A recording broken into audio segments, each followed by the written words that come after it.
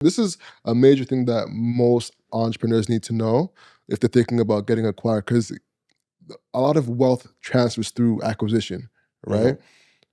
What goes into that? Ladies and gentlemen, welcome back to Hustle. I'm Alex, your host and owner of the show. Today, honestly, this is probably one of my favorite episodes to do because it's been a long time coming. This is probably the first business I've ever seen go from inception, like actual inception, to acquisition, and be a part of that journey from an outside perspective and see it actualize. So today I'm here with Armin and Mac from NodeApp. Should I still say NodeApp? Or should I say, You can say NodeApp, You say whatever. Node, yeah, NodeApp. as two people who built and sold the app in influencer marketing, where do you see influencer marketing right now in terms of, Armin, come to you first and Mackenzie come to you after, in terms of where the industry is in regards to one, AI, and two, overall growth in the industry? Well, like in regards to AI, that's an interesting question. So I think like there's obviously some renditions of like AI influencers, which are definitely going to take a pie, a fraction of like the overall influencer marketing spend in the long term. That's like pretty inevitable. In terms of like the current state, I think influencer marketing is actually one of those things that hasn't been as impacted by the recession, and so brands are still actively spending money on content creators um, to be able to generate demand, because a lot of like these D2C categories are demand driven in the end of the day, and so these brands need to spend more money in order to be able to attract customers in the time where demand is like relatively low on a macro level. And so you're not seeing like much. We're not in terms of like what I've seen um, recently. It's I don't think budgets are getting necessarily smaller, um, and I think like there's a lot of opportunity for creators. Really? What do you think, Matt? Yeah, I mean, I think we have to like just go back from where we started, because like when we started, it was like we're talking like 2017, 2018. There was no like when we would tell people about influencer marketing, they would not really know what it is. So we kind of had to sell them on like the overall concept that they have to give money or food to like people on Instagram.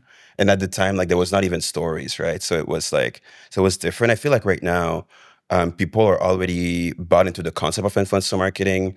And oftentimes, like they understand what it is, or like they're trying to become creators themselves, but like they don't really know, for example, how to go about it. And that's where we kind of filled the gap there. In terms of, and then the thing is that also, there's also this thing where it's like, right now, I feel like most of it is concentrated in like most brands, they go to like Instagram or like TikTok. But I feel like when it comes to like the future of it is gonna go across like more cross platform, where it's like people, they're gonna not necessarily seek for the influencer, but more for the communities that the influencers are part of. Because at the end of the day, like it's a distribution channel, and you want to go.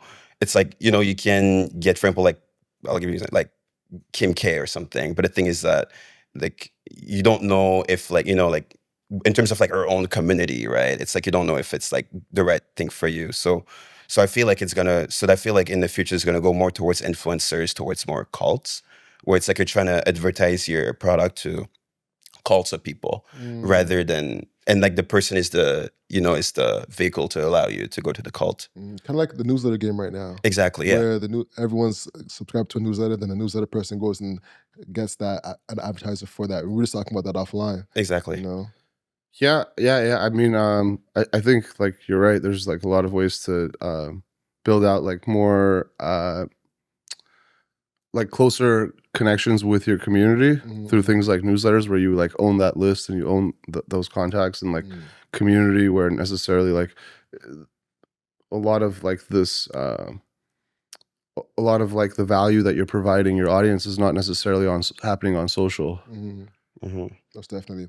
All right, I want to get into the story, the main story.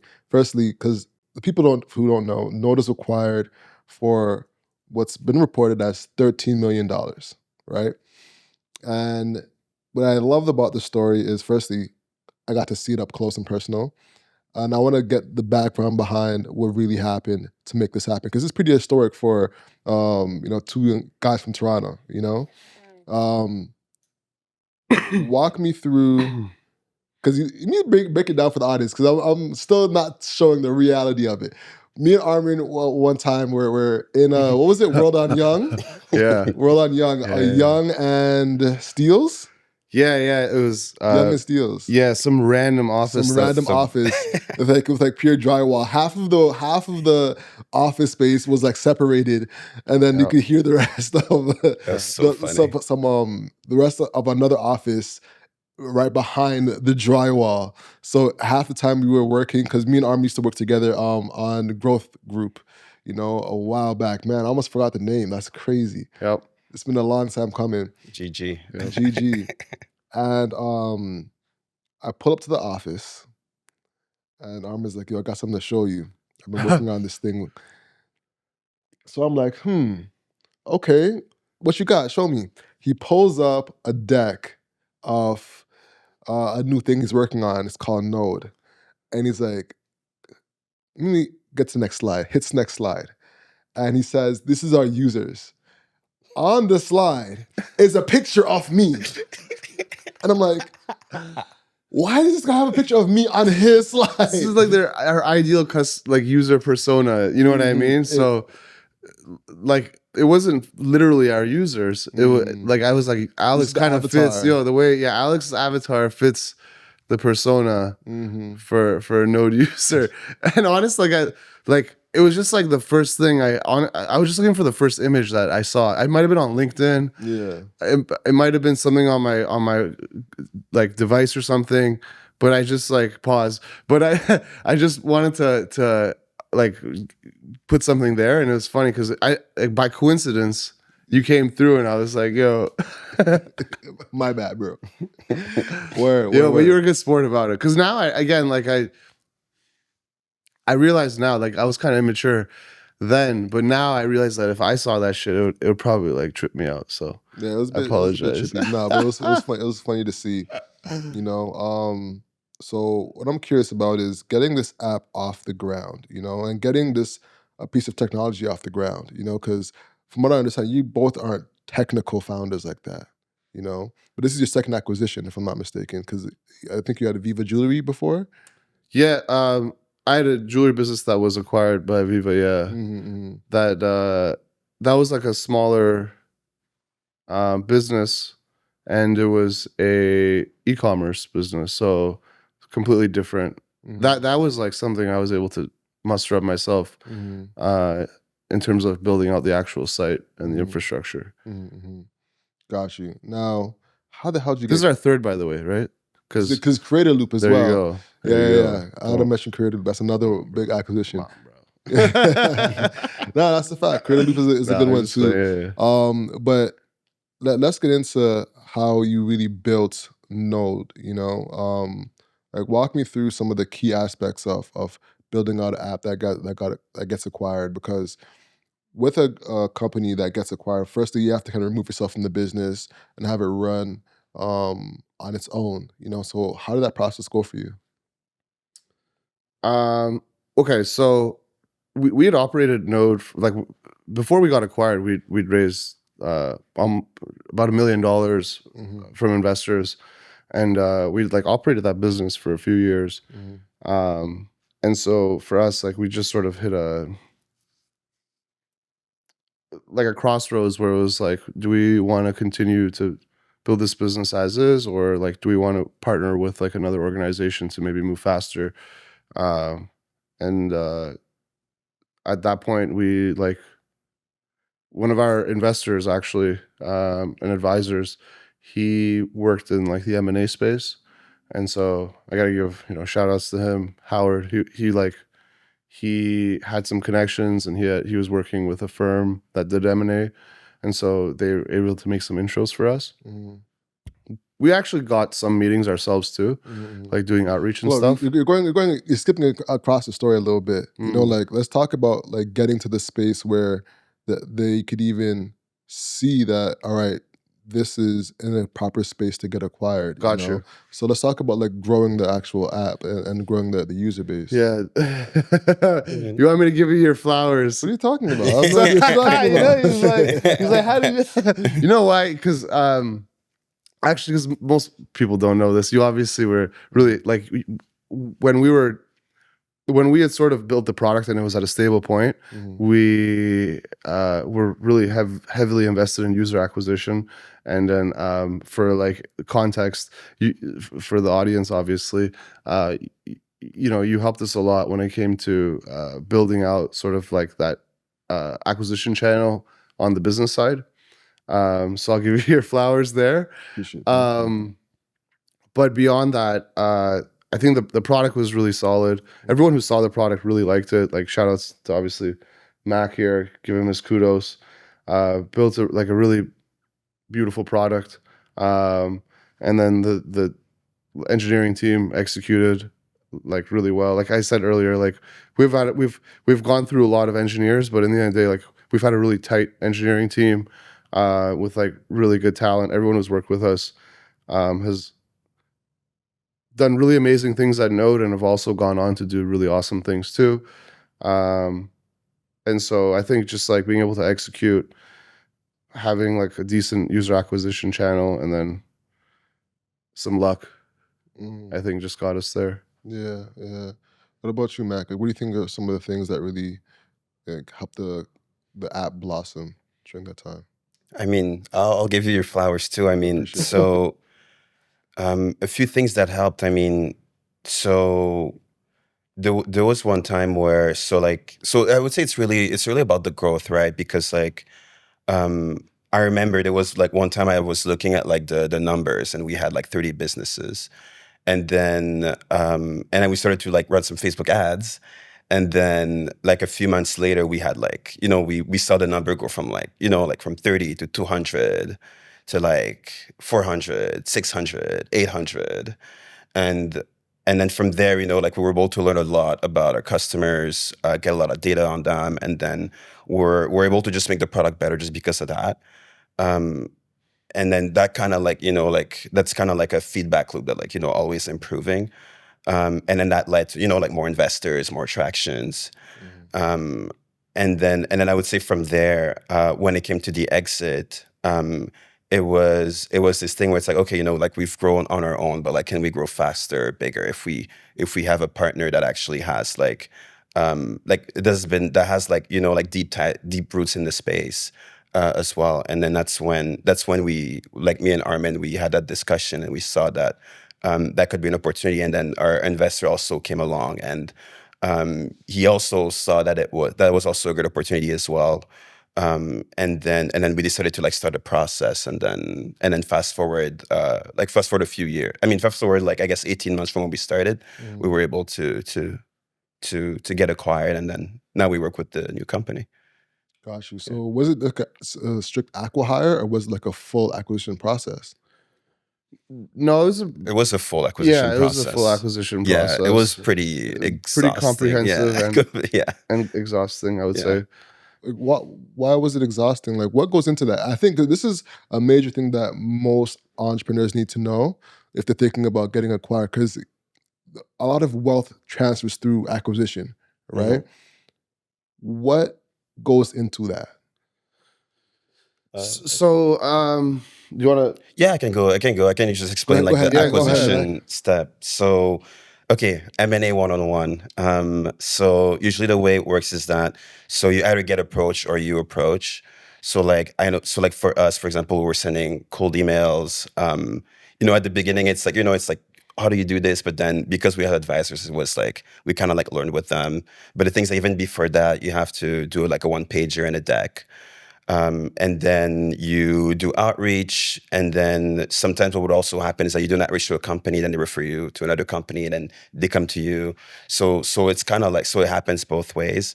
And then usually the way it works is that you send them an email, and then they have to send an NDA to see more information. And then that's pretty much like the first step. The NDA is really the first step where it's like, okay, we're like somewhat interested. And then you talk to, I guess, the potential acquirer.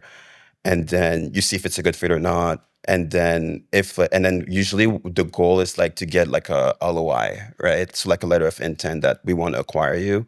And usually when you get the LOI, that's when you have like a non-exclusivity clause where it's like you cannot talk to like other like potential buyers. So like for us, the overall like outreach process, how long did it lasted? Like close to like a year? Like it was The whole process was about a year. The whole process was about a year, yeah. So it's like so then you get a bunch of NDAs, then you make a decision like who you're interested to get an LOI from, then you get a few LOIs, and then sorry. Is there a lawyer that's walking through this process? There's like lawyers all over the place. Yeah. Okay. There's like we have our lawyers, they have their lawyers. Got you. So this is like predominantly lawyers going back and forth while you guys are running the business. Yeah. Okay. Yeah, exactly. What ballpark, because I don't want you to expose your lawyers, but what ballpark should an entrepreneur be thinking about mentally if they're walking into this? Like, should it be like 10K, 20K, 15-ish? It depends on the size of the transaction. Okay. But like probably no less than like 20, 30K. Really? Even if you get like a homie rate. Really? Yeah. I mean, it's a lot of work. Yeah. Lawyers are just like unnecessary leashes. But you have to go through. Yeah, not unnecessary. Sorry, not unnecessary, but they're necessary leashes. It's very necessary. Necessary leashes is what I should It's say. very, very necessary. They're But you know what the thing is? It's like they do a lot of redundant shit, that they charge you money for. Like for like being on a phone call when you're like negotiating on your own behalf. Things like that. So you just have to have you have to be ready to spend for you have to have a budget, right, for that.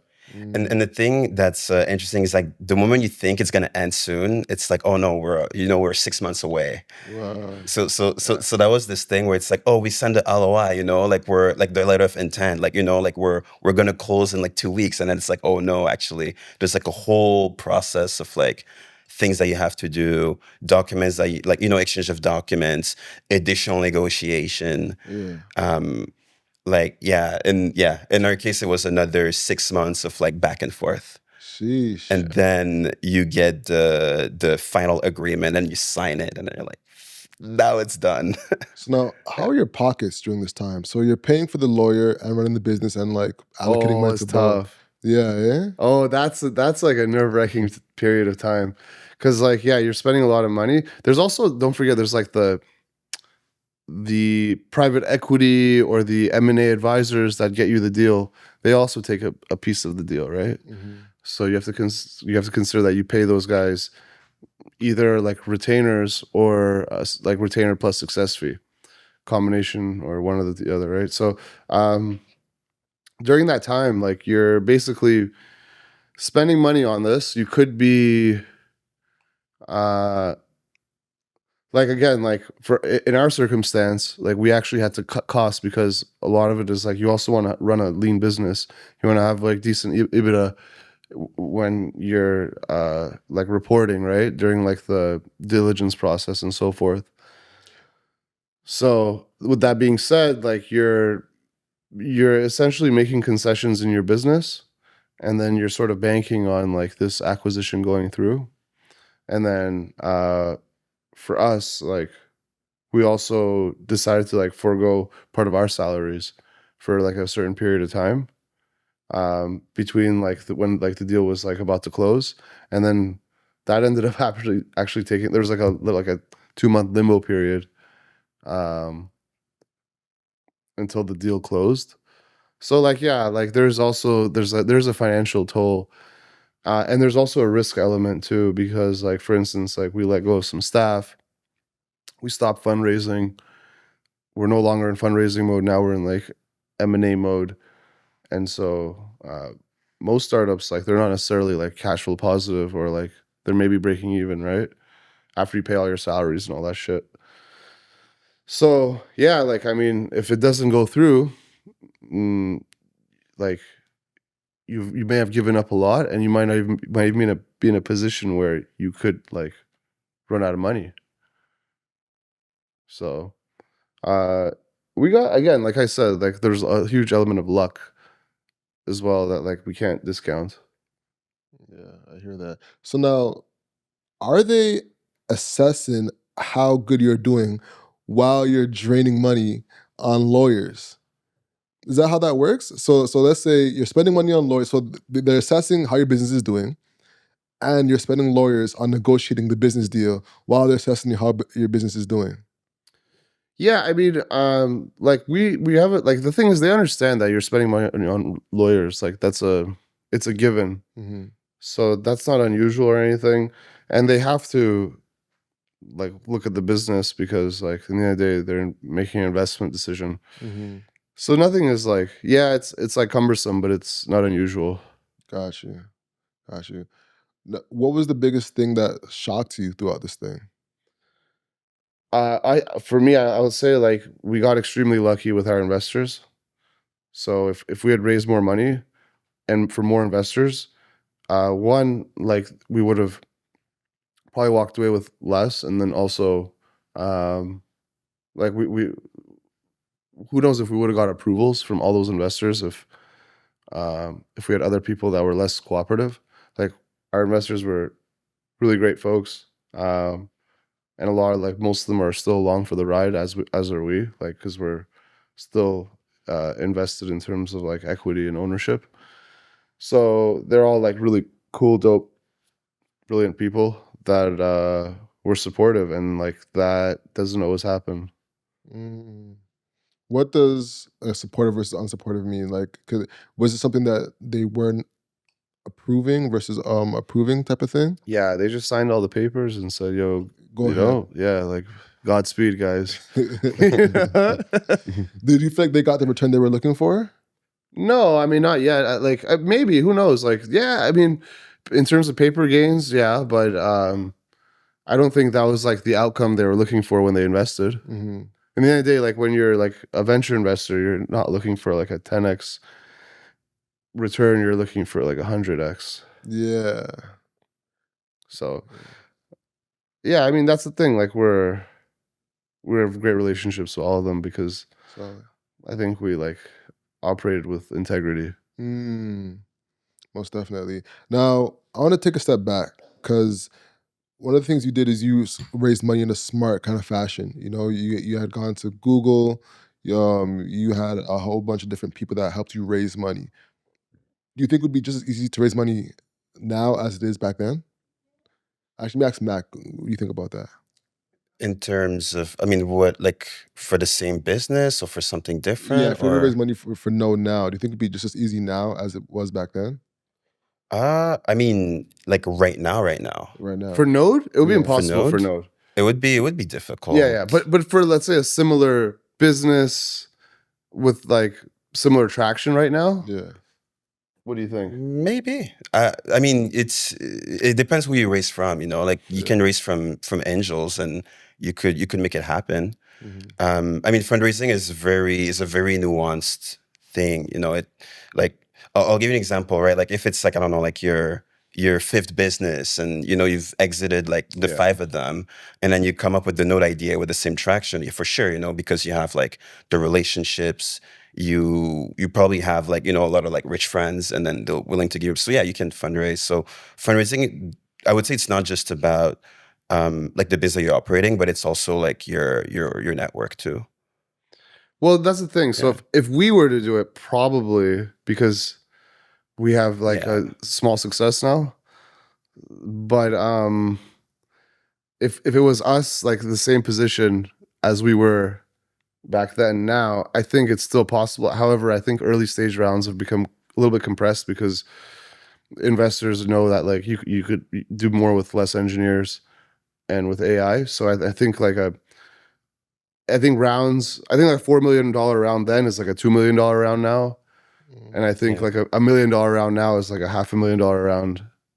$1 million round in 2022 is half of that Now. now. Yeah. Yeah. I mean, it also has, that's true. And it also has to do with like the narrative of the day, right? Like, for example, 2021, That was like the creator economy, future of work. It was the COVID era. But right now the narrative is like different. Yeah, depends on the theme. So it depends on the theme. The theme is really important, what you're working in. Yeah. But in general, the consensus is that you can do more with less now because of AI. Yeah. Got you. Now, on the topic of raising money, before I move off of this, you guys are part of like the Google for like Black entrepreneurs, something like that. Like, walk me through what was going on there, Matt. Oh, like I'm not Black. Yeah. just like in for the terms, record. what do you want to know? I can tell you everything. It was a really great experience. Yeah. So I mean, we applied, we got in. All the founders there were really, really sharp, like very, very sharp. And then we had a series of workshops with like, I guess really like with pretty like good mentors, I would say. There was like a mentorship portals where you can access like people like Google, but I would say like there was also like a demo day too, and you get to talk to the founders and stuff. But I would say the thing that's like really good, I guess that stood out. That's the thing with this program stood out from the other ones is like the alumni after the program is done, where it's like they organize like events and like you go in and you meet like the current cohorts and like they have events like all across the world, but they have events like in North America, for example. Like I went to like an SF event at some point and I met like new people, and then I went to another event in Montreal and I met like other people. So it's like they have a lot of like events and community run things like after the program is done, which is really valuable. So now with Trump cutting back DEI and programs like that start ceasing to exist, what's your thoughts on that? My thoughts? I would say I'm not like a pro DEI person per se, so I don't have an opinion per se. It's like I don't know. I don't think that Black people actually need DEI to do really well. So, but the program we're talking about was like a part of Google's D&I initiatives. Yes, it was. However, like to get there, like because I would say like the Google like really came towards the tail end. Like before the Google, we went through the Alchemist Accelerator, we went through TechStars. Like, but we've he grown was just a saying you business benefited from a DEI program. That's what he was saying. I mean, the business didn't really benefit from any sort of DEI program, right? Well, you did. Okay, you see what I mean? It's like it was towards the really tail end. It did. Right? We did get some benefits from the program, though. What did we get? We got like credits. We actually got tangible credits. We could have gotten the credits without the program. I know, but you still we still got connections. There was still some value that we received. You can't dismiss and say we didn't get. No, I didn't say we didn't get any value from it, but So relative to everything that we've had to go through to get there. Like it's it's like we didn't learn how to fundraise there. We didn't I know. We did a lot of customers. I know. We didn't depend on it. I agree. Yeah. That's not what we're saying. Like and then again, I love the program. the program. I'm just saying that like. I know we didn't depend on it. Yeah, we didn't depend. Like if we I'll give you an example. In a world where we wouldn't have gotten the program, we would have been doing just fine. So is your thought process that DEI creates dependence? Oh wait, if that's my thought? Like wait, is that your thesis? Your thesis, because what you were saying is we didn't depend on it. We would have already gotten. No, it's more that like if DEI is about empowering minorities, I don't think minorities need to be empowered. I think minorities just can do really well on their own. True. Okay. Like you don't need because oftentimes like DEI is seen as like, oh, we're gonna give brownie points to minorities. It's like we don't need that. Like. Gotcha. But anyway, then again, I love the program. It was great. Yeah. But like, there's a lot of things that we had to go through to get there. Yeah, for sure. And like, you've been in tech from very young. Like walk me through what was going on when you were like was it 19? Were you getting scouted by Google or something like that? 19. Oh no. So what happened is that actually, I was in Waterloo and I started as like in accounting and finance. Okay. And then most of my friends in Waterloo were all in engineering and CS. So I started to go to a lot of hackathons with them. And then that's kind of how I discovered UX. Like they wanted someone to like, make their front end look good. And then I started learning design and I just fell in love with it. To the point where it's like, that's the only thing I wanted to do. Like I didn't want to do anything else but design.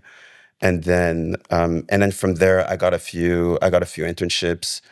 So like I got one at this company called Overlap Associates. Shout out to Overlap. They taught me I did a lot of so the context is that most of the people that I worked with, they all had their masters in strategic foresight and innovation at OCAD. So like when I was there, I pretty much just like learned from all of these people. Like I learned a lot about business strategy, design thinking, systems theory, strategic foresight, to the point where it's like I feel like I kind of earned a master's degree when I was there. I did like a large scale project for UNICEF too, which was amazing. And then after that, I ended up working at like Sandvine for like UX, and then around that same time, that's when like me and Armin we started to like do more stuff with Node, and then fast forward, I ended up working as a UX designer at Google, and then that's kind of how I got there. And then I did UX design at Google, and then Got you. Okay. When did the Creator Loop start? end of 2022. Yeah, Creator Loop was something we worked on internally at Node. Yeah. At some point, we were just making a sort of a bet on AI image generation when it was really early, using like the early models of Stable Diffusion, and then eventually that sort of like ended up becoming a product of its own that we were able to also sell to like a separate organization. Yeah. All right. So you said that like it was just like a walk in the park. Like, was it the same kind of process to sell Creator Loop? No, Creator Loop was also lucky. It's all luck. I'd say it's luck. Like, I don't know, thunder strikes. Armin, it was hard work. What are you talking about? No. But the thing is, like, it was obviously there's a lot of work in building out the products and all that. But the thing is, the acquisition, I think it was also luck, because while we were building Creator Loop, essentially we realized that for context, or to provide more color around it, like we essentially built Creator Loop initially to generate images of like products, because we had brands on Node that were working with content creators to generate product photos. So like maybe we could help them with some AI to generate some of these images. So we went down this rabbit hole and eventually realized that like this sort of it was kind of weird, because we had to find a problem first. Usually you find a solution for a problem, but it was the other way around, because we had this really cool model that we had fine-tuned to actually generate images, and we couldn't find like a good customer for it until we stumbled upon the automotive industry. And so we realized that dealerships and manufacturers have a really hard time with getting content for vehicles. Obviously, because it's like large machinery, and like there's a whole like supply chain and all that stuff that has to be considered. So we started working with dealerships, and then eventually one of our sort of I think customers, because no, he wasn't even a customer at the time. We were kind of working together on an LOI. But essentially, what happened was when we were doing our deal for Node, one of the conditions was that we also had to let go of the other business. And so we essentially one of these businesses that we had an LOI with for Creator Loop, the founder we built a really good relationship with, and then he ended up picking up Creator Loop and acquiring that business. And so that was really good, because it also helped us with like the lawyer fees and stuff like that we talked about, right? But it was cool because we kind of did it like a double acquisition, to like be able to get rid of some of the IP that we had built around Creator Loop, but then also hold Node and like have a separate acquirer that now we're obviously working with as well. So was the deal just for the IP, or was there like people behind it and teams, or was it just like to acquire the tech of it? Yeah, it was just the IP, the tech. Like there was a lot of work that went into like the models, and then also like the building out the workflows. Like I said, we had a really badass team, and like it's not easy to get people to work on like AI. And so yeah, mainly for the IP. And it's also really niche too. Like it was really specific use case. And the reason I say lucky is because there wasn't like a lot of like buyers for that product. We found a partner that had a LOI for that that was for their business that really needed that specific use case. And so they acquired it because it really fit their business like really well. It was just like it fit like a glove. So Gotcha. Was that for like a life-changing amount? no, not at all. No. No, I think it was just like again, it just helped us actually get through the acquisition more than anything. Mm, interesting, man. So now, how does your view of acquisitions look now? Do you feel like you could easily buy and sell a company again, or does it feel easy? No, it's not. I don't. Does it feel easy to you? It doesn't feel easy. Like in terms of like buying or selling it, because these are two different things. Yeah, that's a good point too. Selling specifically. Like doing the whole thing Selling? again. Yeah, Yeah. going through the whole So, process. I mean, so if you had to do it, I think if that was your goal from the start, like your goal from the start, it's like I want to build a business that gets acquired. Mhm. Like for sure, when you build a business, you can make the type of relationship that would lead to an acquisition. Mhm. But the thing is that, like, in terms of like easy, it's like as hard as, starting a business and trying to, be a $1 billion business. It's like, it depends how you want to go about building your businesses. But in terms of if it's easy or not, it's relative to, your goals. Mhm. Yeah. And like the amount of the acquisition and, like the terms of it all. So easy is, it's a big, it's like, what does that mean, But in terms of like, if you talk about buying, I mean, it's just like taking loans and, I mean, there's a whole process. There's a lot of people that talk about buying businesses, but Mhm. in terms of selling, you would just need to structure your business differently. How do you structure your business for selling? Well, for starters, you'd probably want fewer partners.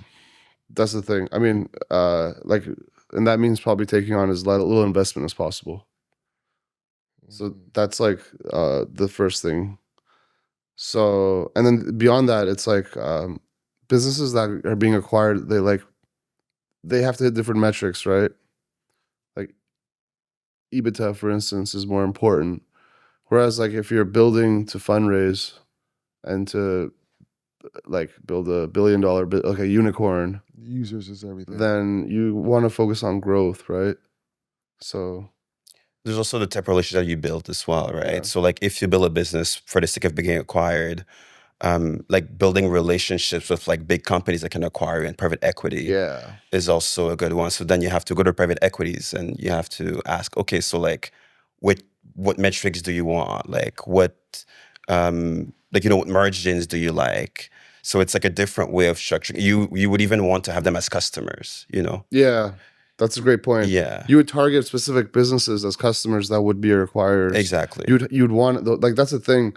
That's again why we got lucky is because a lot of times these successful exits, it's from like a customer or a longtime partner Yeah. that's willing to take a bet on you because they've already like been able to evaluate you. So that's really important. Are bathroom breaks allowed here? Yeah, we can take a quick break. Yeah. Let's take a quick break. We'll be right back. All right, we're back. There's a lot of things happening in the business world right now. What do you think about the tariffs happening on China and on Canada? Let's talk about that. Armin, you go first. I mean, it hasn't affected me directly yet. When I see the Canadian labels at the grocery store, I go for that. I try to buy Canadian. Yeah, I don't know yet. That's the thing. It's too hard for me to like really make an assessment. What about you, Matt? I mean, the tariffs. So that's a big conversation. I mean, I feel like when you look at the topic of tariffs, there's like two camps. There's like the camp that's like, oh, it's gonna cause like massive inflation, and like he's gonna break like the overall economy. Then there's the other camp where it's like, no, he's not gonna actually do it. It's a negotiation tactic. He's trying to like bring manufacturing back to the US, so he has to go against China. And the reason why is because like if there is like for example in the COVID, you don't want all your supplies to be Chinese in China. And then if there's a war, like you don't want the person that helps you build your weapons to have all of the. There's all of that. In terms of me personally, I don't think it has affected me that much. But there's this whole debate where it's like, is it good? Is it not good? He's going to crash the market. My opinion on it is that what's crashing the market is not a tariff itself. It's like the uncertainty of it.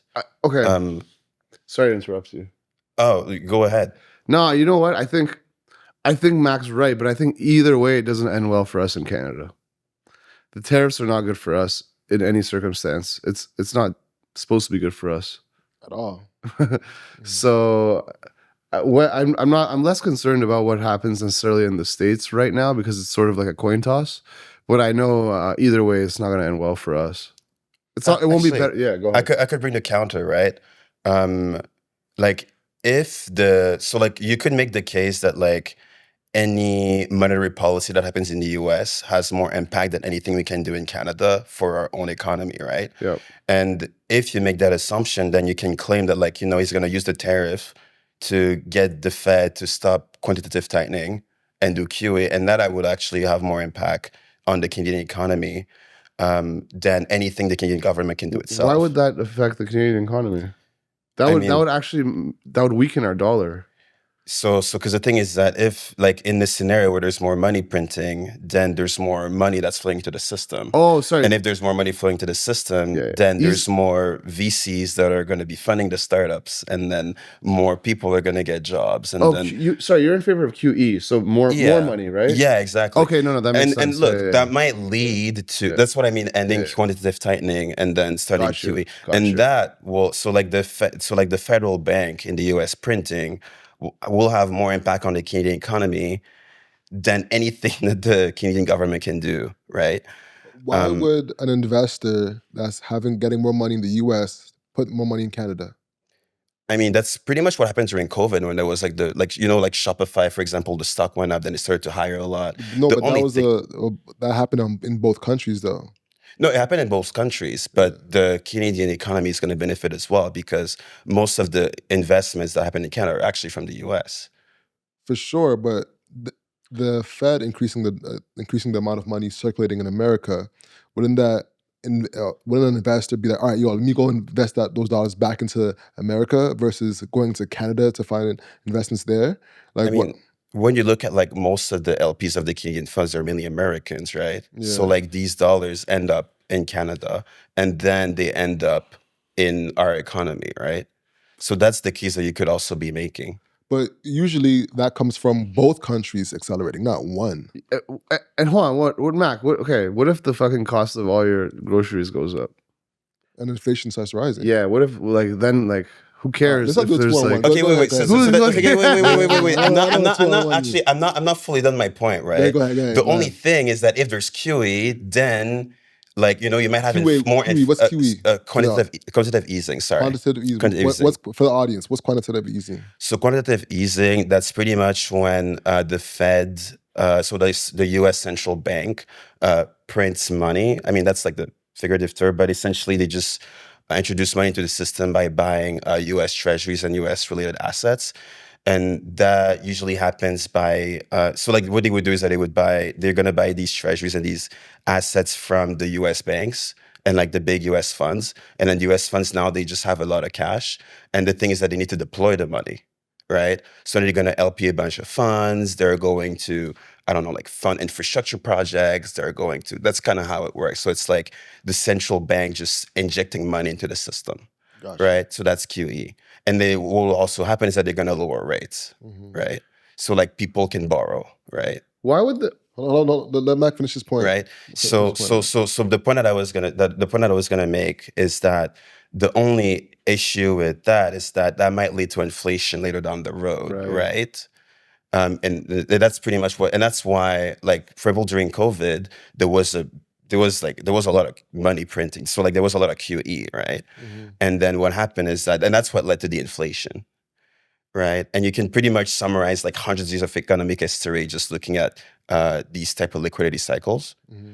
But I would say that's what, so, it might lead to inflation. But then the thing is that Okay, sure, if your grocery bills increase by, like 10x, if they're sorry, by like, let's say like 50%. But the thing is that if there's like 10x time more money in circulation, like, are we willing to tolerate a higher grocery price, right? Mhm. So there's also that. So before I let you go, I'm gonna let you go on, but I have to rebut this or have a rebuttal to this real quick because from what you're saying is from the tariffs that's making the quantitative easing happen to I know really that's an argument of why Trump is putting the tariffs. yeah. Yeah. But the whole point of it is to create investments in the US, right? So how would that incentivize anybody to invest in Canada if the whole tariff is to incentivize investors to make more businesses and more manufacturing, warehouses, et cetera, in the US? I think Mac's point is that if a byproduct of the tariffs is quantitative easing, then we would benefit from that. But yeah, like you said, it doesn't consider all these other things, and Yeah. that's kind of the question that I also bring up is like same thing. Like, sure, it might create more like money in the system, Yeah, but it's not like the tariffs aren't designed to benefit Canada at all. at all. There's no like Canada is not in the like in any sort of list of priorities for the U.S. when it comes to how the tariffs are designed. Unless we can become a 51st state. Yeah, exactly. Which Mac might actually be down for that based on Not really. I mean, No? I don't even think it's even No, I'm an just- opinion to have because like it's not gonna happen. Hmm. I think he hasn't actually mentioned it in a really long time. yeah, but it's So yeah, it's people- just like over anchoring when it comes to negotiation. It's like, we do a lot for you, provide you with military, like with the army and stuff. We give you all this money and like, you should become a 51st state, and then you kind of tease it and then you see how people react, people don't like it, and then he retreats back, But some of our fellow techies that are like in the States, some of our fellow Canadian techies would probably go with that willingly. I'm hearing a lot we'll of make immigration entrepreneurs. easier. So I'm hearing a lot of But, entrepreneurs say that actually. What I'm noticing, like a lot of even some past guests, which I won't name, have come to me and be like, or not come to me specifically, but have said it to my mutuals that they would be down for 51st state. And Bro, they would sell their Yeah. grandmas, bro, for a US Really? passport, I bet. It's unfortunate. Yeah. Yeah. So what do you think about what's going on with China versus America right now? Have you seen the viral TikToks of everybody yeah. saying, "You want this Hermes bag?" Man, I got a Chinese fiance. I love her. We have these geopolitical discussions on a nightly basis. Really? No, not nightly, but we frequently, yeah, because she's pretty pro China. I would be too if I was. Mm-hmm. But no, I don't like again. I think there's a lot of propaganda. It's hard to really know what to believe when it comes to like the media and what they tell you. I heard China's a beautiful place. Yeah, I've been there. Yeah. Yeah, you've been there. Yeah, that's what I'm saying. And the food's great. People are really nice. All the Chinese people I know. So I'm not hating, but there's also a lot of sketchy stuff that comes out of there. In terms of like stories and how they treat IP and stuff like that. Tibet. I think like it's funny. I spent a few months in Mexico, and there's like entire districts of the city that have actually like become abandoned almost because Chinese goods have flooded the market to a point where like local artisanal shops and handmade products can't compete. And so and also like you see it also in like the automotive industry. Like you see Chinese cars everywhere except Canada and the United States. You see them in fucking every street. And they look sick and they have like really cool names that are like really slick. And yeah, like I don't know if that's like good for like the local economy or the market. Hard to say, but like yeah, that's my view. I don't know if it's between picking the two of the lesser evils, probably the States is like a better partner. Interesting. What do you think, Mac? Yeah, I don't know. For me, it's like that's actually a good angle to it. For me, it's like I looked at it more from the state of AI. Like I think that China is really good at AI, and the US is also really good. Um, I mean, when you look for like ChatGPT is like, OpenAI is like pretty much the leading there. Even like when you look at DeepSeek's good, but it's pretty much just like, I mean, it's a process of distillation. So it pretty much learned from like the OpenAI one. Mm-hmm. So then we can conclude that we can conclude that like, like OpenAI and like I guess US still lead, at least for now. But there's a lot of great stuff coming out of China. China's is really good. I mean, I don't have that much opinion when it comes to China in general. There's all these Yeah. stories about how China's like, oh, like so doomed because of the demographic crisis, and like they manipulate their currency and they're like export driven. It's so hard to say, I'm sure in China they think the US is doomed. Like, so again, that's what I mean. Like, it's just like Maybe. the propaganda machine, and like it's hard to know what to believe. The Yeah. propaganda machine is not a lie. Like, Yeah. TikTok right now Yeah. is all Chinese propaganda. Yeah. I made a whole new TikTok account for Wit Media Studios, and if you haven't started, go follow that, please. Thank you. But on a fresh account, your TikTok algorithm shows you new things. Yeah. So the algorithm can learn what you like, right? My whole algorithm for a new account is predominantly Chinese propaganda. Hmm. And I'm like, huh. Like at Like first, pro China content. It's the bootlegs talking about, if you want to get this bag, Lululemon's made here in Guangzhou. Like now I know Guangzhou, and it's very focused on that content right now. At first I thought, it's because I maybe watched a few on my other TikTok, that's probably what's happened. But now seeing it on a brand new account means it's being pushed significantly. Like your first few videos, Will Smith, and then Guangzhou. You know what I'm saying? It's like, what? They know you went to China. For sure. No, man. Guangzhou. Yeah. So I'm funny. like, okay. Something real is going on, So now I'm like, does America have a point with TikTok needing to be sold? Yeah, I mean, because there's also the point where it's like, like the reason why the goods are so cheap is because they value their currency, so they can just flood the world with like cheap goods. Yeah. But then now it's like it's not super good because now the real estate market is, like not doing. I mean, there's like a real estate crisis in China. I'm not really sure. Probably Armin knows more about that than me. And then now it's like they have their currency and they're like, okay, so now we have to print more money so that to bail out our investors. Yeah. So like from what I've seen, actually, like from economic data, it's like they've been doing a lot of QE in China.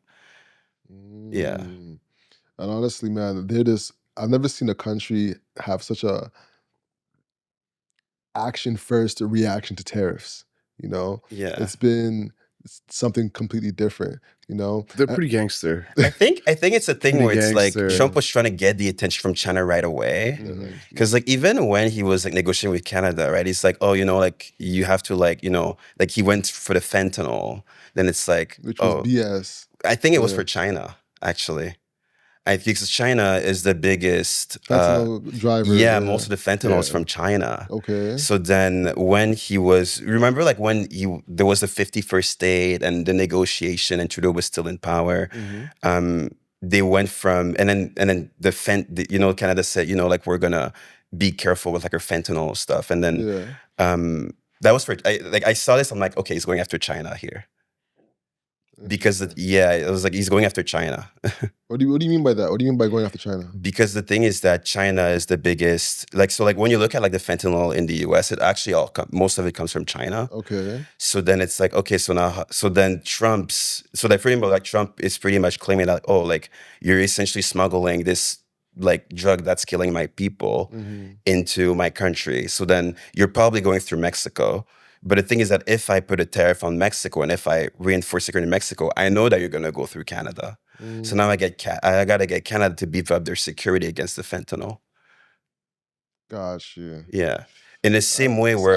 it's kind of contrived. Yeah, it's an interesting conspiracy theory. Yo, that's a crazy... I don't think it's conspiracy. I don't think it's conspiracy theory. I mean, you should just look at like, where is the fentanyl coming from, It's not. Most of it's coming from Mexico. Yeah, well, not coming, but it's being driven to the States through Mexico. Yeah. Yeah, but Yeah. but then if they reinforce the border in Mexico, where is it gonna go then? It's gonna come from the other side of the border. But in then the he- same but- way. But he it- wasn't saying that the Canada border is going to have the fentanyl. He was saying that Canada is the fentanyl driver and it's harming the U.S. society. But the reality was it was barely 43 pounds of fentanyl that was coming into America. It was a red herring. That's because he had to make yeah. the case for national security, because otherwise he would not have been able to do that. I mean, That's what I mean. Exactly. It's It's straight the red same- herring. Yeah, he's just it's like, the yo, same. look at It's the this. same. It's the Like, same reason why, like, for example, like when he did the whole tariff of the whole chart of tariffs, and then people are like, oh, like he's putting tariff on like a Penguin Island, right? yeah. But then it's also, but that's mainly because like, if he leaves one piece of loophole, like one of the fears that China is going to use that small island to like bring the cheap goods from that, because that's Oh, what they that's the- did when he put the tariffs initially, right? Well, So- that's what you think. Oh, interesting. That's interesting. That's so like, interesting take. so when you think about it that way, you're like, oh, okay, that makes sense. Why? bro, they're he's not gonna been move trying it to a Penguin Island. They're not gonna move it to a No, Penguin but that's just to block the such bro, possibility. that's such like a Just to block the possibility come on, in the bro, that's same way. such a senseless argument. You hold up. So your argument is that It's you like, I'll think just tariff China, everybody so that there's no loophole. That's I think that's the Republican excuse. Yes, That's the Republican like talking. because the thing is that there's Rebuttal. been any tariffs on Australia, so Australia is people are looking to Australia in that regard. But the whole penguin thing doesn't make as much sense, because it's like, how could you register that and be taken seriously, because there's literally nobody there. I don't. Okay, so like, I don't know. I think the way Trump operates is like, it's kind of this like touch and go, like, you know what I mean? Like operating like 10 businesses at a time. Like it's Yeah. like gangster, like kind of like the way we as entrepreneurs operate, right? It's kind of like touch and go. You're trying to move quickly, like just make progress and shit. And I'm not like, I don't mind. I'm not against like that style. Actually, I think like you get a lot of things done. But I think, yeah, like there's just like a certain lack of attention to certain details. And that I think, at the end of the day, like the media is always going to blow that out of proportion. Mhm. I think the penguin thing is just like another one of their gaffes. Yeah, They've I made don't think it was a gaffe. oh, per absolutely, se. because I they don't made think it bigger was a gaffes. Like they like the thing with like the posting the what is it, the Houthi attack coordinates on the on the SMS, WhatsApp, and like, Oh, that was these a guys. gaffe. That's what, no, that so, was a gaffe. So That was horrible. Given That was a given that gaffe. given that their history of making gaffes and much bigger gaffes, I'm not surprised that they accidentally put this random country because they use like AI to probably mass. You know what I mean? Like Yeah. process all the countries. Yeah. The guy probably had a PDF and he's like, "Hey, ChatGPT, can you like turn this into text?" You know what I Well, mean? we could Like, disagree on that. and then like, Right. yo, They like, just copy and paste it, yeah, and it's like I like, could all right. totally, given the type of mistakes that they make, it's fine. But at the same time, they move really fast. There's a lot of progress being made. You could say it's good or bad. It's progress nonetheless. Yeah. Like I'm not mad at that operating style. It's just like, yeah, like you it is a gaffe in the end of the day. Yeah, and it wasn't WhatsApp, it was Signal. But Signal, right. I was just saying, because Yeah. it's such a flippant thing. It's like, might as well have been WhatsApp the way he sent it out. Like, Yeah. you know, That was a gaffe, yeah. That was, yeah. I think that they're was a both gaffe. gaffes, bro. I Yeah. think both I of don't them. think the other one was a Penguin gaffe. Island? I don't think that was a gaffe. I think that was actually intentional. It's like leave no loophole. No, they're not. Yeah, they're, it's like no But loopholes. there's yeah. always going to be a loophole, though. That's the thing. I mean, if I tariff everybody, there's not going to be any loopholes. Well, if you tariff everybody, and then if you tariff everybody equally, but then one country has 100% tariffs, another country has 15% tariffs, 50% tariffs is not where everyone's going to go. So it's a loophole. and the tariff math was broken anyways, because they're sure, they're yeah. using like trade deficit as like tariffs. as a variable in their formula. The thing was, again, it was just like quickly thrown together. It was, I won't say it was ineffective, because we have to see, but like it was definitely like thrown together in a hurry. Yeah, I feel like we're gonna have to wait like a few Yeah. months to see Yeah, if let's- this entire thing was. That's why I'm not mad at was it, because good, it's like, but it could be yeah. effective. it's a coin toss, but like, I don't, bro. yeah. Bro, we have 'Cause- degrees in retail management. We know that this is I don't not know. going anywhere. I don't know. We- Look, wait. So, like, let's take a step back. You also have to look at, like, like who's in this administration, right? So, like, like the Scott Besson, right? Is Okay. U.S. Secretary. You know his background, right? Okay, yeah. No, Okay. go on. Could you So, please? Scott? educate Okay, us, Scott educate us. Besson is probably like one of the biggest macro hedge fund trader alive right now, right? Okay. Like he is the one that broke the Bank of England. When he was working under George Soros, right? Like where they made like there's like this famous trade, like one of the famous trade in hedge fund history where they made, I think it was like $2 billion in a day by shorting the British pound. And like that was, and like it was three people. It was George Soros, it was Stenjock and Miller, and it was Scott Besson. So like, these are so like we're talking about like someone that understands trade, macro, geopolitics really, really well, right? And you think he's the one that's instructing Trump on how to definitely, coordinate the definitely, tariffs? because like I don't necessarily, I don't know, I don't think Trump necessarily understand the full extent of like the business. Maybe he does, right? I But doubt like it. Scott Besson, 100%. Like Scott Besson, 100% knows what he's doing. I don't know. I don't think anyone really. I think everyone thinks they know what they're doing, and they let you know that they make you think that they know what they're doing. But at the end of the day, no one has actually done this very thing before. No. Yeah. So even Scott Besson, he has never actually like imposed tariffs. He's never been in that position. Sure, he's worked at a hedge fund, but He hasn't just worked at a hedge fund. But he hasn't worked. He hasn't held a role in office. Yeah. And those are not the same things. And so, like, yeah, like obviously they're gonna make you think they know that But they what's know the what they're difference doing. between that and the other people? That's right? going back to like the propaganda machine. Like they have to make you believe they know what they're doing. Otherwise, they wouldn't be in that role. That's just simply how it is. They have to make the majority of people think they know what the fuck they're doing. Mm-hmm. So, and that's just like a matter of like, yo, who's the most persuasive? Yeah, that's a good point. Did you So nobody knows what they're doing then. They don't. Nobody really knows Honestly, what the fuck. I doubt agree. it. From someone That's why- someone yeah. that knows retail, like this getting at China sounds like the stupidest thing. Because if you think about all things that are made in China, like the hoodie I showed you guys, they're like when you think about it, for years there's been a reliance on China to make products, to make almost everything in American homes. Yep. So to try and reverse that within months is crazy talk. All of America's businesses, all of Amazon, all of Best Buy, all these companies rely on their products being made in China. Yeah. It cannot be switched over in months. This is a multi-year period. And what's happening is that Trump has realized the difference between thinking in quarters and thinking in decades. Yeah. And he's just starting to hint at this because I think China realized this years ago that, hey, if we start making other products and if we start doing everything slowly but steadily, we'll gain leverage over their country before they know it because they're so focused on quarterly value, whereas we're focused on yearly, century value, that before they know it, and they will be having all the leverage. And that's what's kind of happened, you know? So I think America's in a tough spot tariff-wise because I was just watching Cuts. You ever heard of Cuts? Cuts is a menswear company. They make t-shirts and men's jackets, things of that nature. He voted for Trump all 3 times. Oh, really? Now he just made a post on Twitter saying, Fuck that. Trump, please, sir. I vote, please, sir. Please, sir.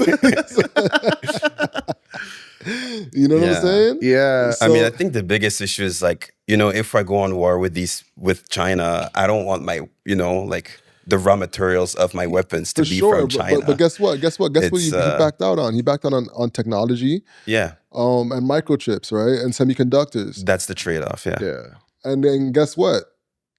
That's what society is based off of. But what he's doing is saying, oh, all the D2C people, all the e-com people, y'all can burn in hell, basically. Well, what's not even, hold on. All you have to really do is walk through a shopping mall and take notice of all the products that are made in China.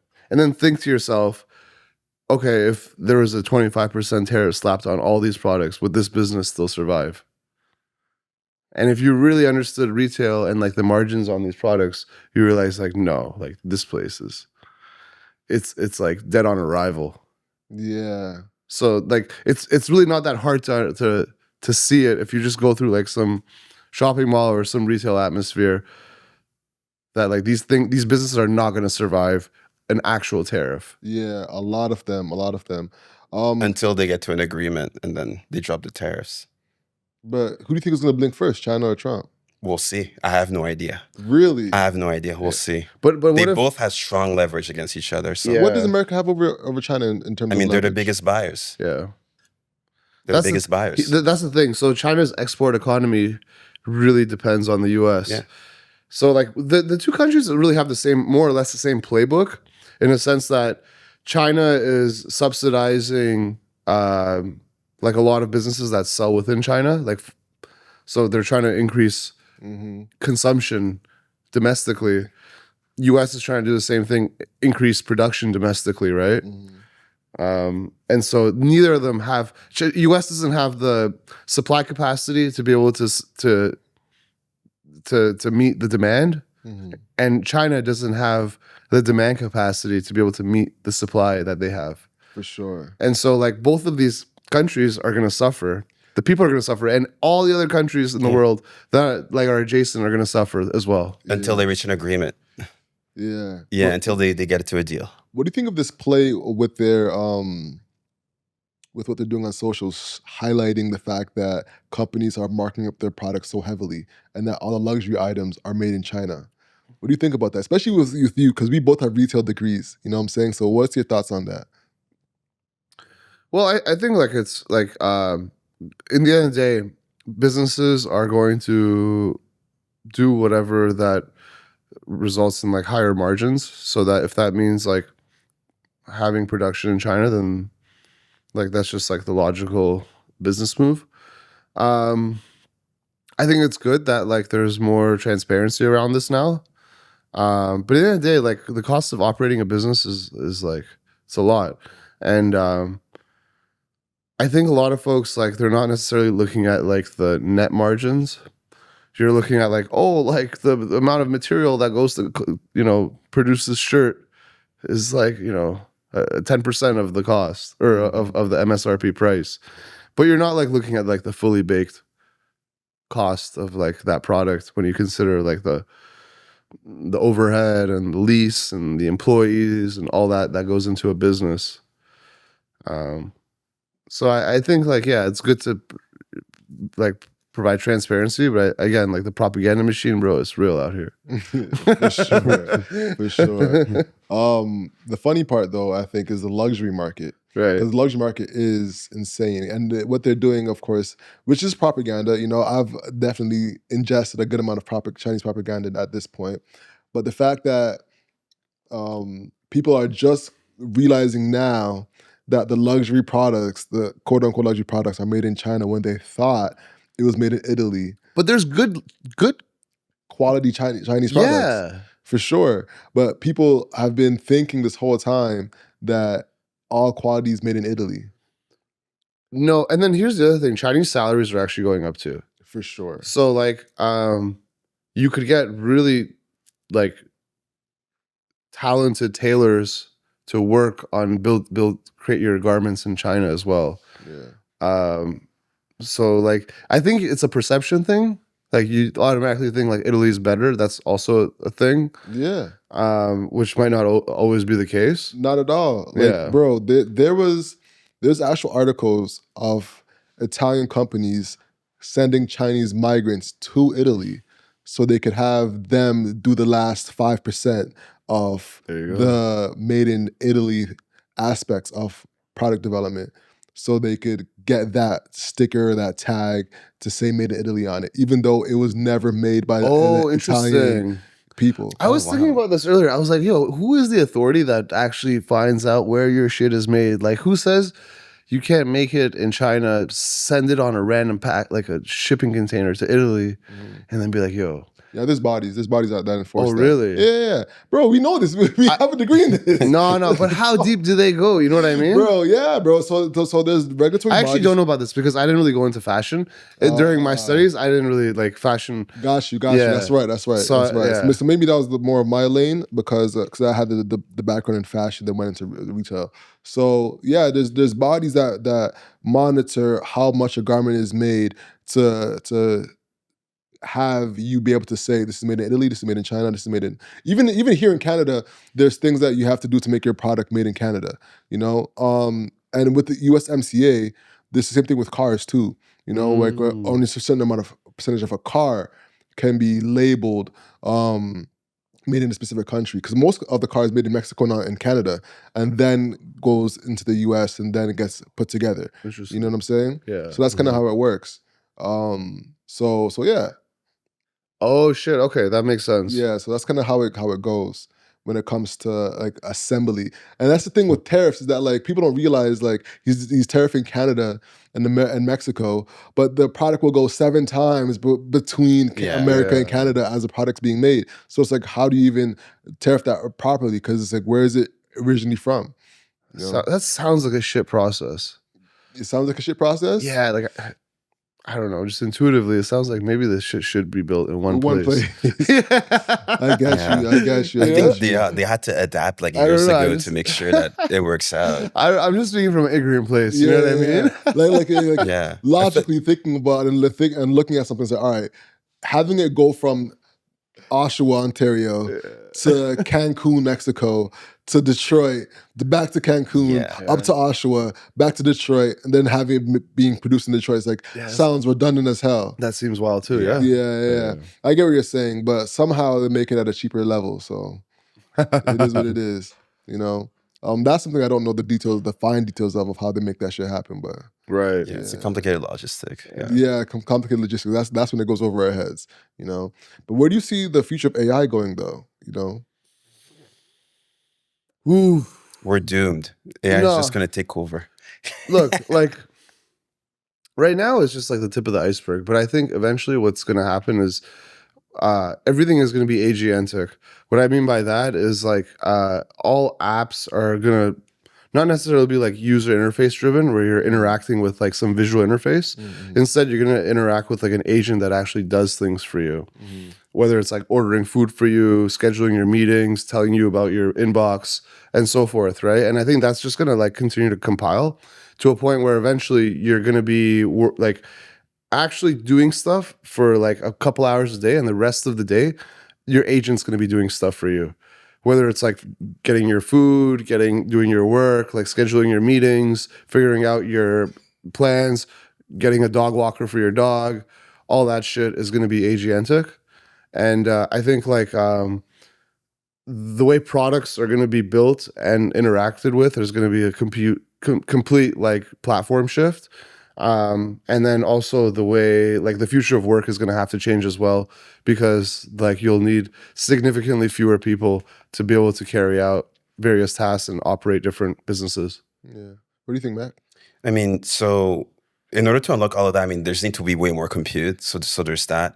In terms of like the future of AI, I don't know. I think AI is just gonna take over a lot more than we think it will.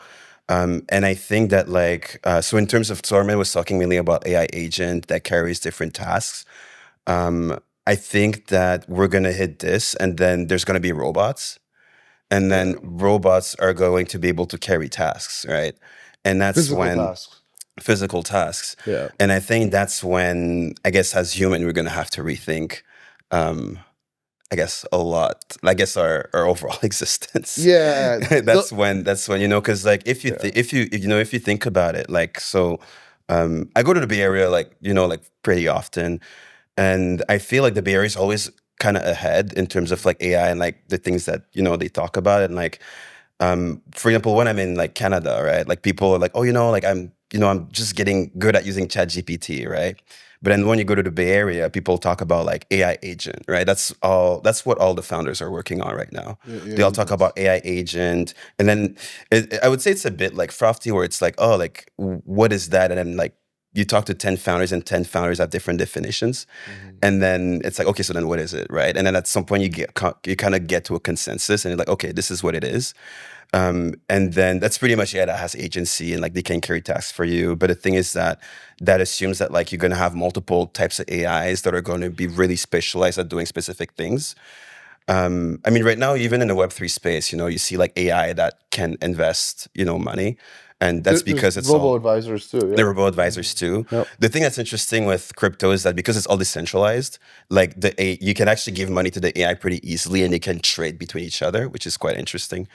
But yeah, when it comes to, I mean, and that's, I would say like we're close to, the agentic phase. The only thing with agentic is that the compute, right?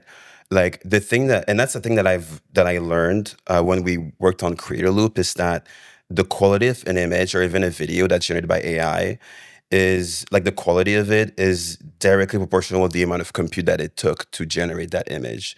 So the more compute, so the more GPUs you have, the better your GPUs, the better your images, so the better your AI. Where does GPUs Right. come from? Is that like basically saying like It's like those- chips. Graphic processing unit. So Yeah. typically, Chips. like they like The stuff from China. basically like the GPUs are like the Or from Taiwan. types of chips Mhm. that are primarily used for the computation that you need to do for like generative AI. Okay. So what Mac is referring to is like you need a lot of these chips in order to be able to like do simple problems with Mhm. AI, i.e., like image generation, text, so forth, right? Videos, Video. audio Analysis, all that stuff, right? Yeah. So Oh, go ahead, yeah. So what I was gonna say is that for this full AI agentic world to take off, like there's need to be more. The demand of the GPUs Exactly. is gonna go The skyrocket. And then we can power go to, back to yeah, the war. there's- And then we can go back to Back the to- U.S. China topic, where it's Yeah. like That's why most of the So like when you look at AI, like you need the chips, and where are these chips mainly made in Yeah. Taiwan, yeah.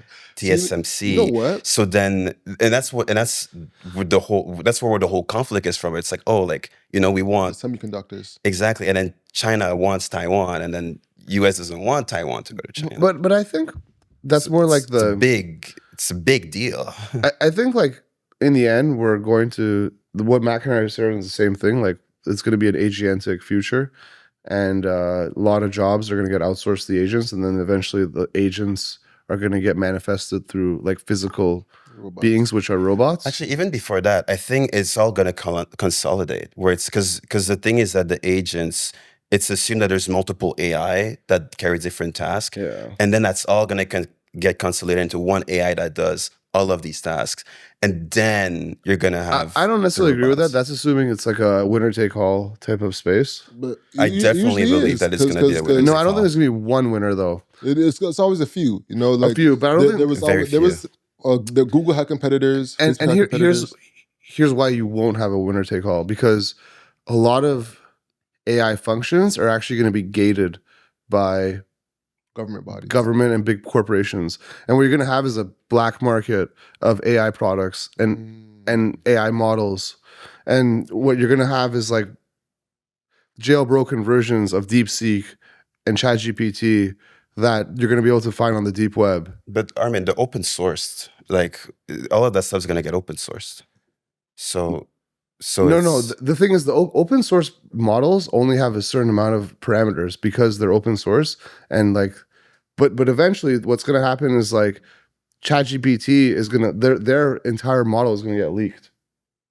Yeah, the entire thing is gonna get open. That's why I Yeah. mean, it's this whole agenting thing is gonna get consolidated into one just really powerful AI that's gonna eventually be open sourced, and then we're gonna get the robots.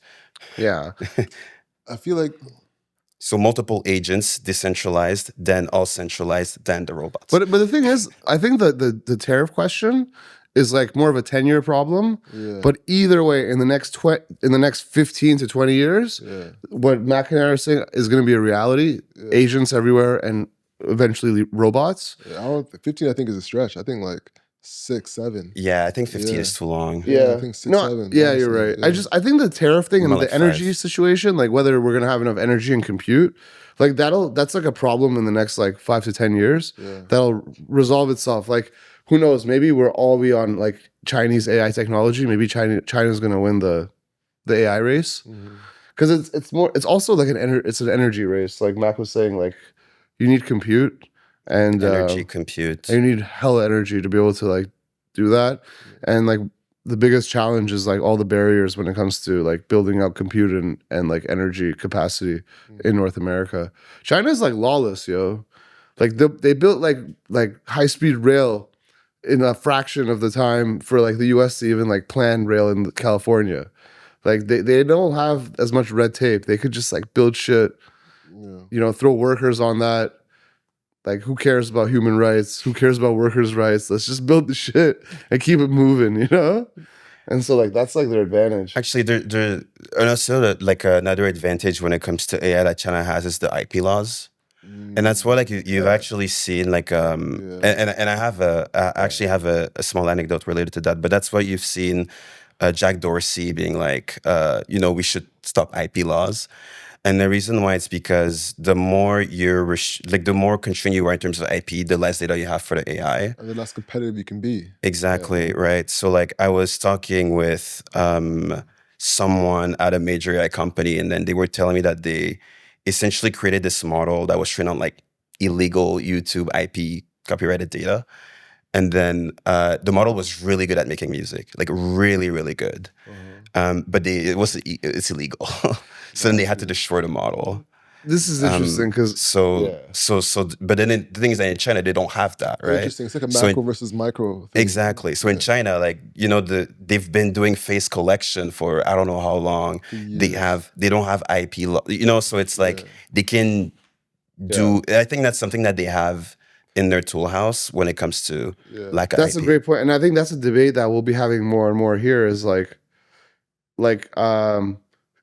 should we have more powerful AIs that can do more for us, or should we respect human intellectual property?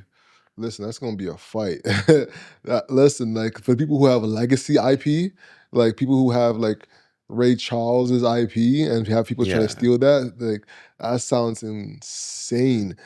But that's what America's built off. But of. if you look at it naturally, though, we're gonna go towards IP is gonna become less valuable. It is, but the thing is that like I think that's actually a choke point for America, because America is based off culture, and culture is based off of IP. Like if you think about almost every form of American culture, Disney, Marvel, like I think it's all IP based is off IP. it's just gonna mean something different. I'll give personally. I'll give you an example that's like an interesting parallel. So when the British and the French first colonized the Americas, and essentially when Columbus or like when a lot of these like colonizers came to like the Americas, they wanted land from the natives, right? And the natives were like, oh, you want like this land? Like no problem, like take it. Why don't you have a cloud as well?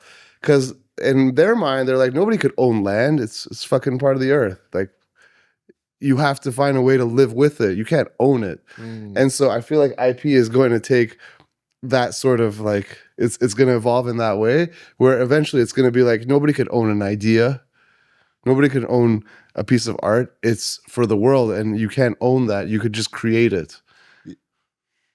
I disagree, because in your example, one person doesn't own and one person does own, so the thought processes were different, right? Right. I think a more relevant one could be identification. Because before you used to have an own your own identification, and Facebook was like, actually, I own it. And the data of your identification is now a commodity, So and that's bought, sold, and traded.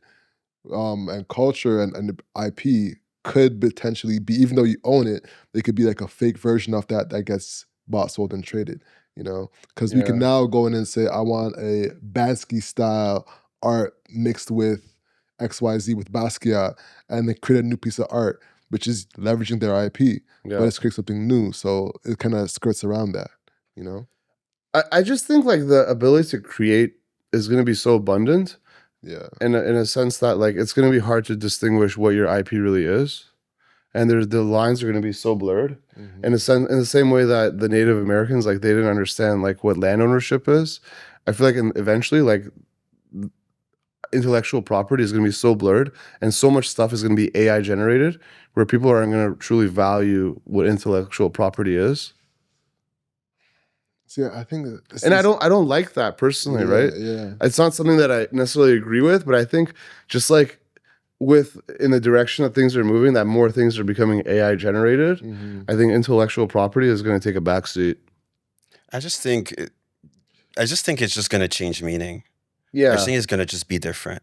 Bruh, We're gonna talk about IP. there's too much money in different ways. IP. There's no way that it's gonna let I it. mean, there was a lot of money in music until LimeWire. that's what I mean. I But think that Lamar got fucked. no. They Wait, but they then shot. Spotify, and then they And broke down the whole music business. What happened to Spotify? You know, Spotify got bought over by the labels. I mean, See what I'm saying? iTunes, like, iTunes is owned by Apple, and they still get paid. See what I'm saying? Like, but that's what I mean. But the No, margins from the yeah, CDs, the platforms are taking most of the cut now. like the margins Before from the it was like CDs HMV who's like taking a small Yeah. margin, but now it's Apple who's taking a substantial margin, mhm. right? And so like Matt's and also right. like the record label were the gatekeepers. Right now, there's no gatekeepers. And that's what I mean. Like people are gonna, like, the big corporations, like the big IP holders, are gonna try to grip as hard as they can onto that IP, right? Yeah. But like they're not gonna be able to squeeze it in as many ways as they have in the past. That's all I'm saying. I think I think so. I think what it is that they're too powerful. Like, And here's the sorry, go thing: ahead. they have. I think the people who own the IP, I think they have the power and the money to influence politics that would probably put a stop to it. You know, and then there'd be the jailbroken things like you're saying. That's when that'll happen. Is once it gets to a point, they're gonna be like, "All right, hey, Trump, wrap this thing up." You know what I'm saying? Like once Disney starts getting all the AI ripped off, which is already starting to happen, and you notice that there's not that many deep fakes of Disney products going out there. They're on that. They're on that heavy. Nintendo, same way.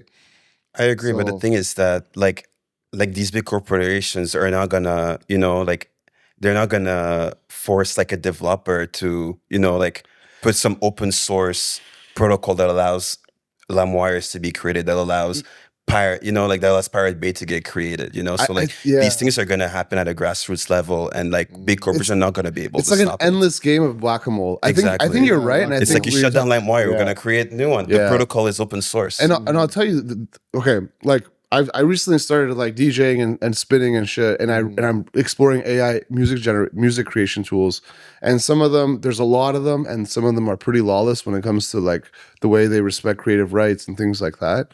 And like the way I foresee it, they're gonna keep popping up, and there's gonna be new ones, and some are gonna get shut down, and new ones are gonna come, and like we said, it's like an endless game of whack-a-mole to a point where the same thing the music labels tried to do, right? They tried to shut down everyone who's like pirating music, and they're like, yo, we can't shut down every fucking seeder on BitTorrent, everyone who's like selling, or everyone who's uploading shit on BitTorrent. It's a like fool's Mega errand. Upload with remember Mega Upload with the movies? Yeah, it's a fool's errand trying to shut all this down, right? And so at some point, the industry is going to have to come to terms.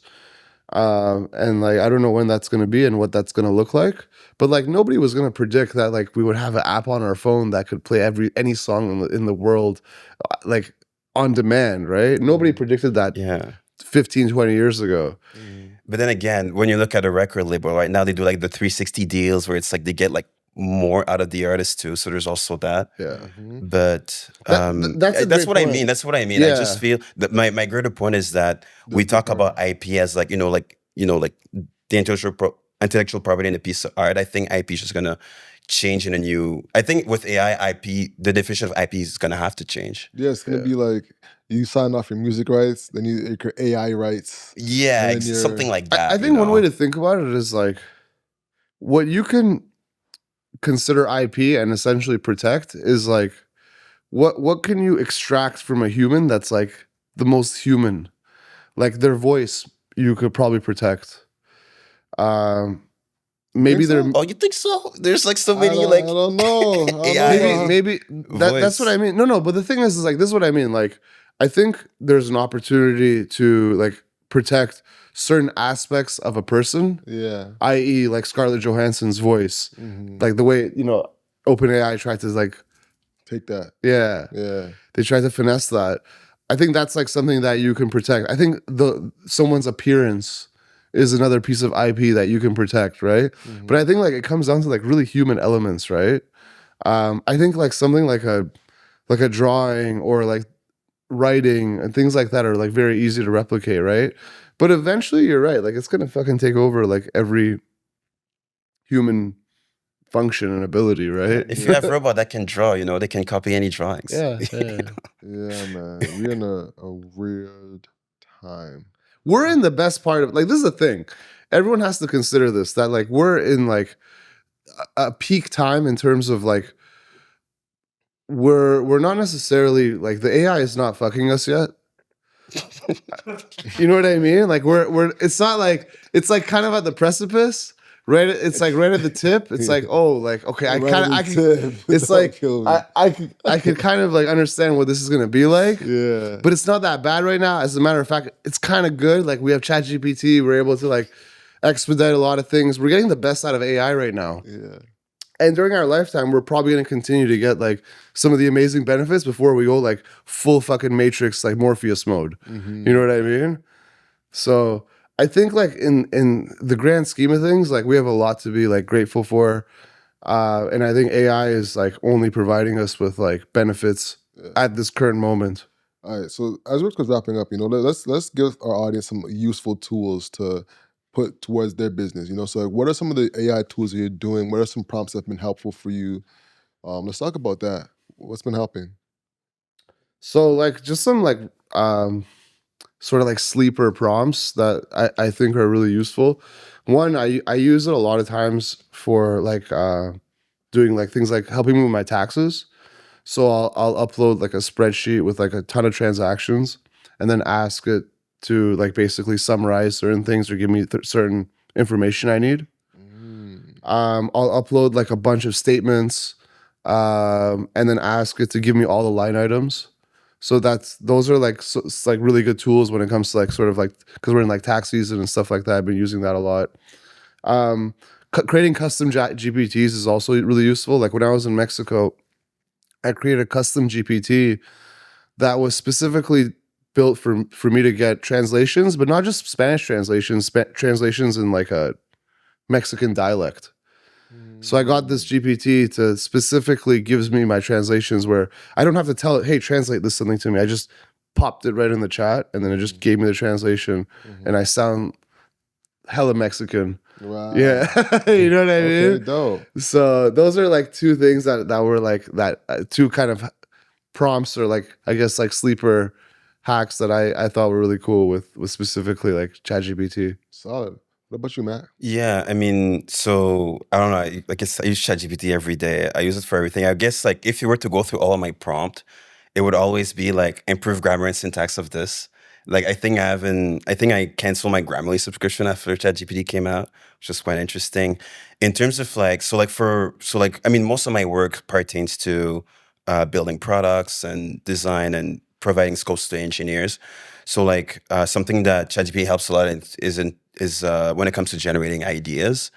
There were times, for example, where it's like I have an idea and it's like, okay, what problem does that solve? So now I can go from like I have an idea to see if it makes sense in terms of like solving a specific problem. And sometimes it doesn't. And I'm like, okay, it doesn't work out. So really using ChatGPT as like a way to ideate in terms of like ideas, problems, business opportunities. So I use it a lot for that. Something that's also great is that like when you, for example, if you want to prototype an idea or like you want to scope something that's like really at like a level where it's like an engineer can just take that and develop it, you can use ChatGPT to help you actually like create some of the code, right? And like you can just pass that to the engineer and it's just like easier, right? So like the AI coding tools are like are getting really good. And it's really empowering for like non-technical people, because like you can just have this random idea and then you can go on like, I mean, there's also this tool called Cursor. Yep. There's like Windsurf by Codiem also, that's really good. What is that? Oh, it's You just went from like Yeah. 8, then went to like 0 to 17. 100. 0 to 100 real quick. Like, I was like, all right, I'm with you. Grammarly, Grammarly's gone. Then you just went to like the roof. I'm like, bro, what the hell did you just go? You just took off, bro. Don't kill me. I'll slow down. Don't kill me. But no, these are all tools that pretty much just help at coding. Okay. Yeah, these are all tools that like, if you have an idea and you can just like write a prompt and they'll help you write the code for it. Okay. And then yeah. All right. So the Grammarly one was a good one, but Yeah. I'm not sure if our audience is going to be using code as much. Is there anything a little bit more practical that you got? That's really practical. It is practical for the coders, for sure. Let's see. Something that the audience would use.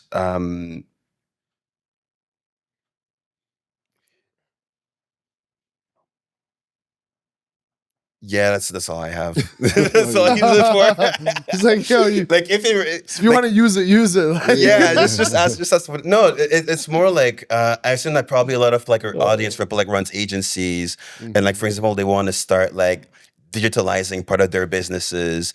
Like ChatGPT and these tools are very great at doing that. tell them to start writing code. Yeah, just start writing code. Yo, you should start writing code. You should start writing code. Start writing code. Yeah, there's nothing. Just get out there, write that code, bro. Just write codes. Got you. All right, That's for good. me, I actually use the email one a lot too. Whenever I'm writing an email, just copy and paste that into ChatGPT. At this point, they already knows to just give me a proper. But sometimes I could tell when someone sends me a ChatGPT email. Yeah, and the dashes is The usually dash, giveaway. yeah, the punctuation dash. for sure. Yeah. And then sometimes it's like, why are you like summarizing everything? It's like I just, you know what I mean? Like it like with in an email, it always summarizes what the other person says when you tell it to respond to something. Yeah. True. That's interesting. What I've used it for, a good ChatGPT prompt that I've been using.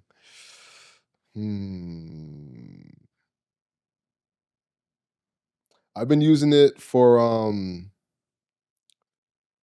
clever responses to like friends and family, you know?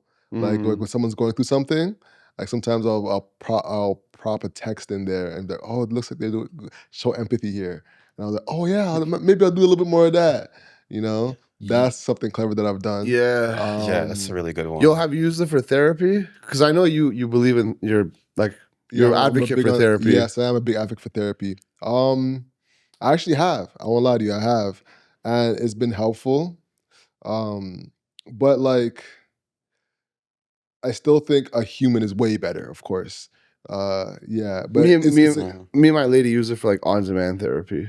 What? Like on demand, like yo, we got an issue, we have to deal with it right now. Right now, it's like get you know what? Fire up ChatGPT. yeah, it's like I swear to God, bro. That's yo, we've been in the car like just like pissed. You know what I mean? Like not talking. It's like yo, you know, let's get an objective ChatGPT therapy, and then just put it on the voice, right? And you could speak to it. Yeah. Interesting. Yeah. Oh, I've never thought Trust about that me, as it a works. couples therapist. Works very well. It diffuses a lot of situations. Wow. Absolutely. And you provided context. You're like, hey, I'm here with my lady and we're having this issue. And yeah. Then you'll be yelling at it. No, he's saying it wrong. What it really is no, you have to be. That's the thing too, because you actually have to be civil because it doesn't pick up on that sort of riffraff, right? So you have to be civil in terms of like taking turns speaking, but it does give you a real straight answer and helps for sure. Interesting. Sure. That's a big gem. I feel like the audience is gonna love that really one. good. Salute. Mm-hmm. Okay. Couples therapy. Another thing, so sometimes like I would go on Slack and then I see like messages I don't really understand, or like people just don't communicate really well. So like what I would do is that I would take a screenshot and I put on ChatGPT. I'm like, can you explain? What the fuck is this? WTF is this guy saying? What is he saying? And then it explains really well, and I'm like, oh, Paste the photo? I get it now. Is he stupid? You know, like, yeah. I've definitely done that. Definitely done that too. Yeah. Definitely translations. That's a good one. Like financial projections. I've used that for sure. Like, I want to be a millionaire in a year. Break down what I should be doing on a day-to-day basis to get there. That's crazy. That sounds like some Grant Cardone GPT shit, bro. Yeah, I've done That's that. like, yo, you know what I mean? Like, you know those guys who sell like get rich Courses? quick schemes? Yeah. I imagine they have their own GPT where you could be like, hey, what is Ty Lopez? Yeah. How do I become rich by next year? Like, Yeah.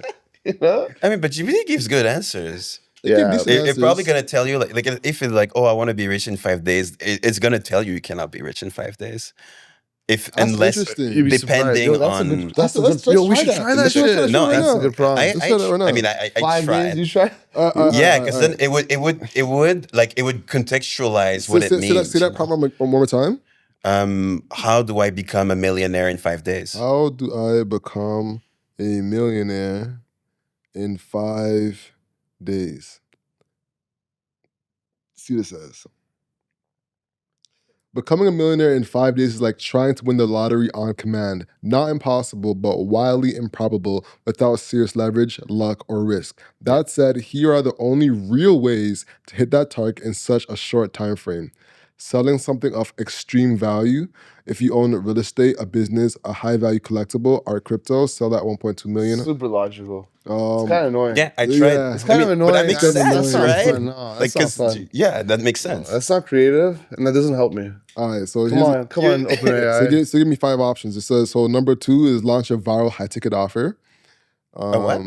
Launch a viral high-ticket offer. Okay. Like package an irresistible product or service. Examples, $1,000 product, of course. Well, it needs a huge email list, viral content, and an ad budget. Well, duh. Get investor capital, win the lottery or bet big, and lastly is flip or broker a deal. That's what I mean. It's pretty realistic, right? I mean, It makes sense to ask Yeah. ChatGPT these questions. You need to do like a proper go through it and tell it to give you instructions and Yeah. properly prompt it. On how to become a millionaire in Yeah. 5 prompt it, days. like properly give it all the information. This is not doing you or ChatGPT justice by yeah. doing this Yeah. I mean, surface who level. else would you ask that question that would tell you the real answer of how to become a millionaire in 5 days? bro. DeepSeek, the Chinese. DeepSeek. Make sure you're talking on the mic. Yeah. DeepSeek will put you onto it. It would tell you how to become a millionaire in 5 days. Yeah, I feel like the Chinese propaganda is it might be more. I would want to see more people Again, in China that becomes millionaire in As 5 you know, days. DeepSeek, again, like we said, they have less IP restrictions, so they have more data. Mhm. They've already ate up more data. So the DeepSeek IP will probably give you a better answer than the American OpenAI Got you. alternative. You can tell this is my boys. Like, we could just talk about this forever and ever. You know what I'm saying? For sure, yo. But listen, I hope y'all got some value from this. Hope y'all enjoyed the conversation, man. The hustle is what you can control. So control your grind and control your life. I'm Alex. Armin. Mackenzie. That's the show, y'all. Peace. Peace.